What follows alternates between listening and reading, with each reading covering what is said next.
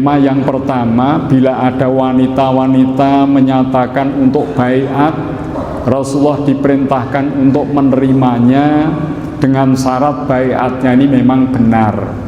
Ya ayuhan nabi, wahai nabi, idza ja'aka, apabila datang kepadamu al-mu'minatu, wanita-wanita beriman, yubayyinaka, berjanji setia kepadamu, ala alla yusyrikna, atas bahwa tidak mereka menyekutukan billahi, dengan Allah, syai'an, sesuatu, wala yasrikna, dan tidak mereka mencuri, wala yaznina, dan tidak mereka berzina, wala yaktulna, dan tidak mereka membunuh, auladahunna, anak-anak mereka, wala yaktina, dan tidak mereka datangkan bibuhtanin, dengan dusta, yaftarinahu, mereka ada-adakannya, baina edina, di antara tangan mereka, wa arjulihinna, dan kaki-kaki mereka,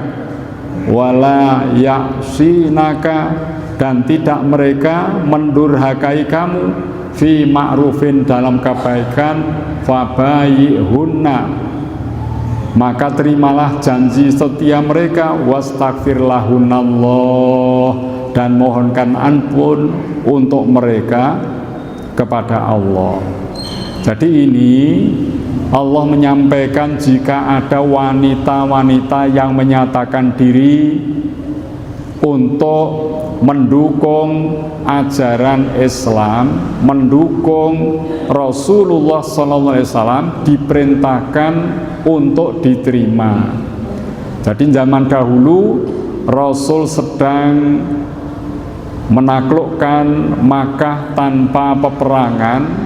Banyak wanita-wanita yang menyatakan diri masuk Islam, supaya benar-benar dipastikan mereka ini percaya kepada Allah dan Rasulnya, maka supaya diuji apakah mereka sanggup untuk tidak syirik kepada Allah, apakah mereka sanggup tidak mencuri, tidak berzina, tidak membunuh anak-anak mereka, ya, dan tidak berbohong atas anak keturunan mereka, dan ini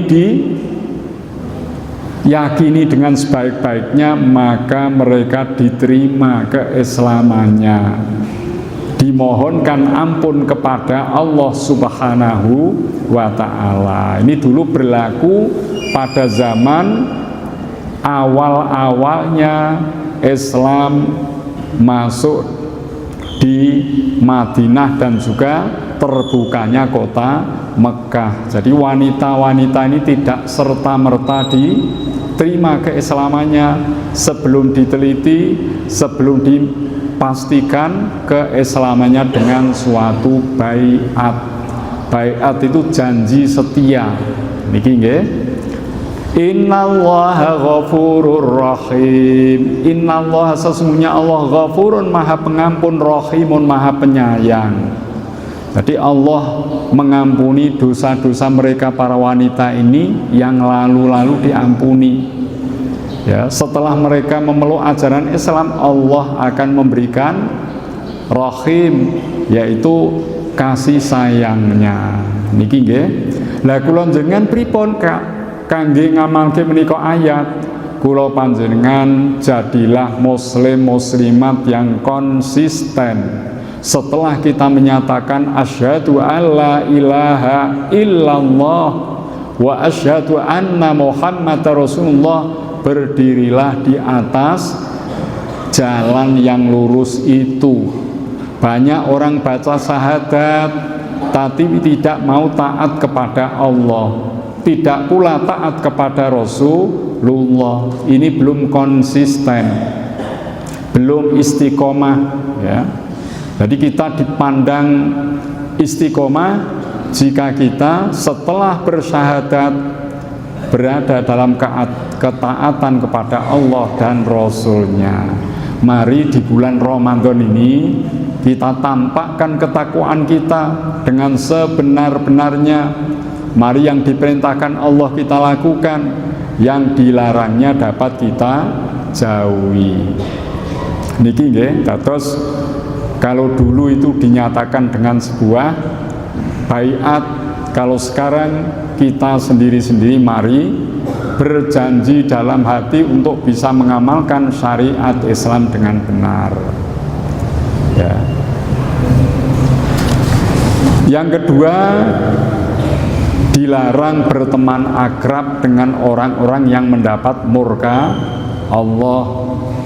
Ya ayyuhalladzina amanu, wahai orang-orang yang mereka beriman, la tatawallau, jangan kalian jadikan sahabat, pemimpin, kaum ghadiballahu, ya, yang Allah murkai alaihim atas mereka.